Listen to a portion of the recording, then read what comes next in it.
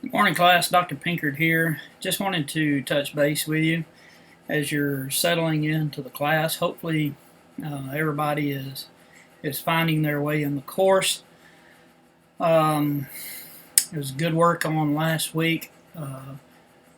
Once again, I just want to let you know that I'm here to help you in any way that I possibly can. Some of the things that you want, I posted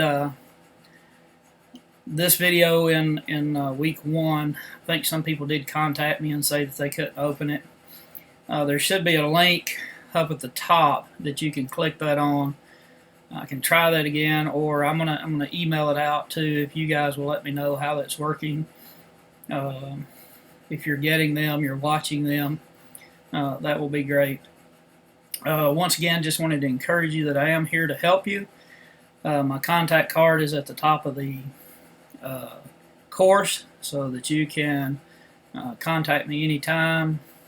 I'm here to help you in any way that I can. All right, something that I wanted to talk to you about, and this is from the Unit 1 lecture, and kind of moving forward in the course, is kind of look at this course framed in the idea of a couple of key concepts that you're going to find in that Unit 1 lecture. Now,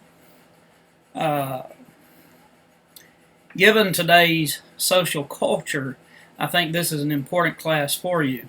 Now, one thing that I want to do is I'm going to present this to you from a neutral standpoint, in that I'm not here to promote anything other than this is our course content, and I want you to think about.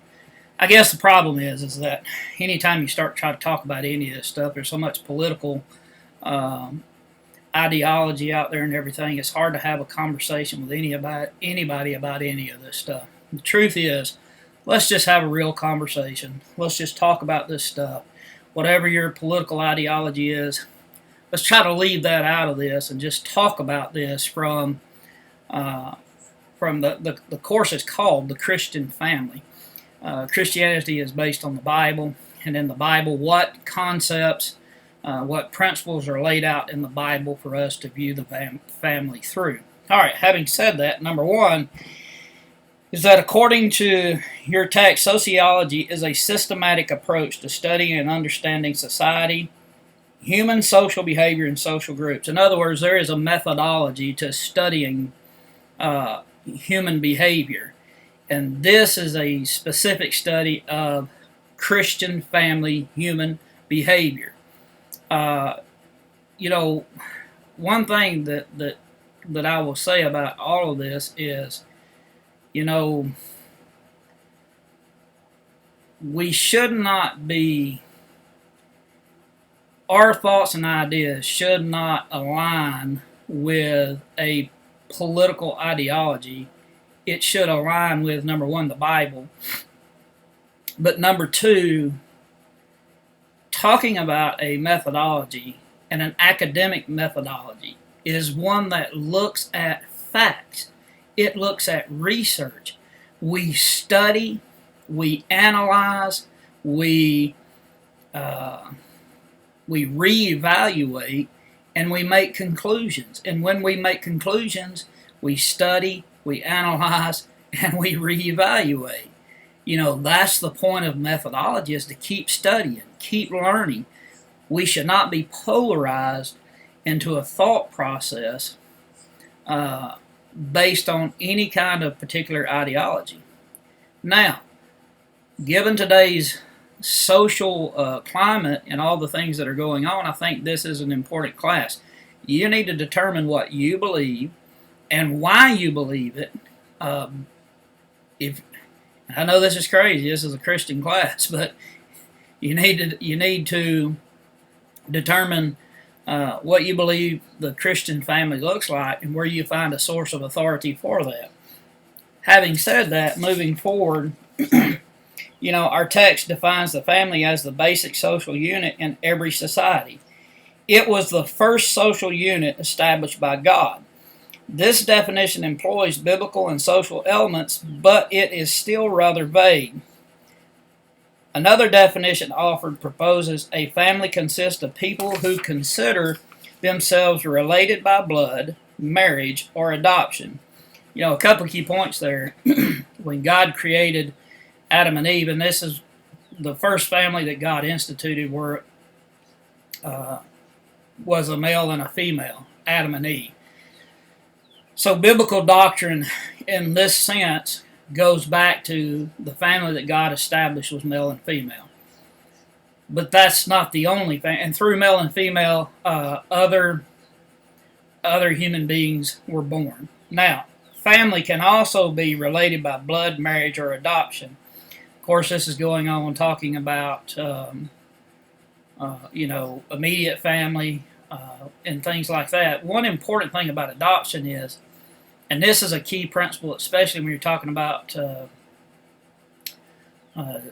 later on when you get to the Gentiles being grafted in to the family of God, because initially what you had was the Hebrews, who were the chosen people of God, the nation of Israel, who were the chosen people of God. But because of Jesus Christ, anybody else was able to be grafted into. They were able to be adopted, and as by being adopted, they shared the same rights and responsibilities as a blood relative.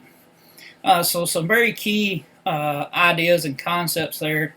And that's talking about family today. How do you view the family? Where do you find your source and your authority?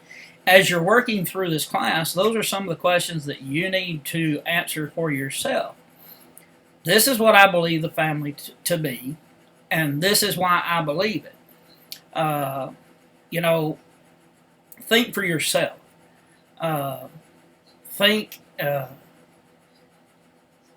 Interpret and read Scripture for yourself, and don't take other people's words for it. Don't even take necessarily my word for it.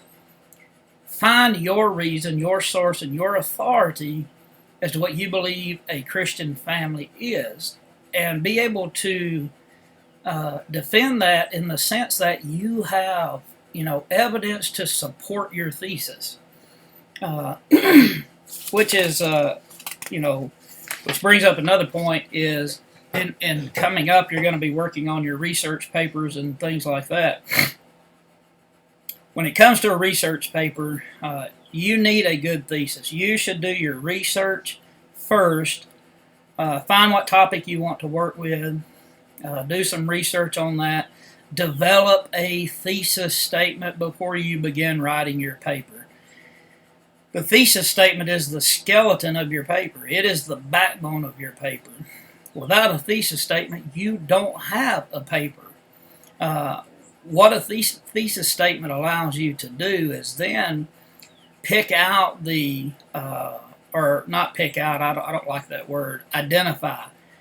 When you have your thesis statement, it allows you to identify the main points that you want to research, and then you can start building and structuring that paper based on your thesis statement. It'll make writing it much more easy for you. And once again, I'm willing to spend more time helping you with all of that if you contact me and let me know. Once again, I tend to forget. I don't have the greatest memory in the world. I do have a lot of things going on, but things that I want to cover, things that I want to say, sometimes I do forget. Generally, I'll have some kind of bullet point list. But just know that, in the past, people have thought that I was gruff because I answered too shortly or something like that in my writing. None of that is intended to be that way.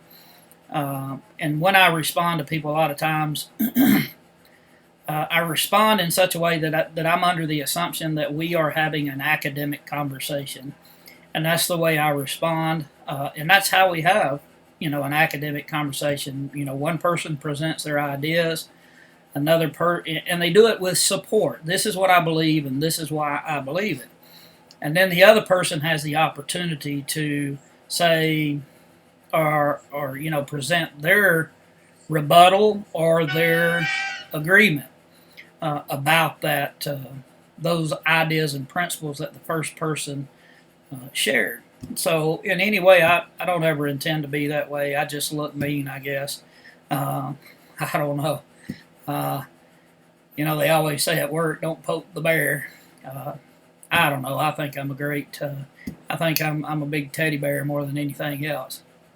So yeah, please don't take anything that I say or do as being gruff or anything else. It's not intended that way.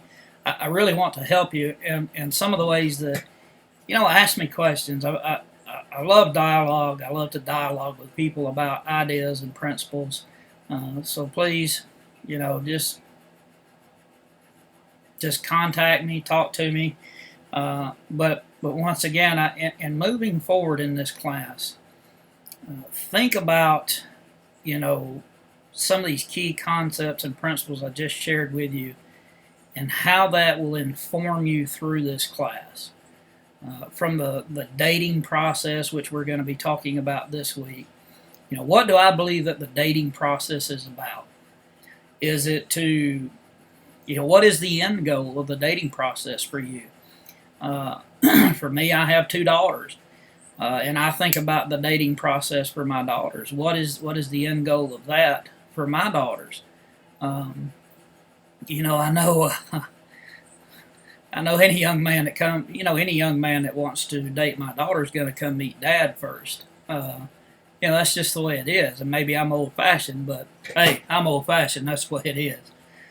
So anyway, questions, feel free to ask. Expectations, if you have any idea about what expectations are and things like that, just let me know.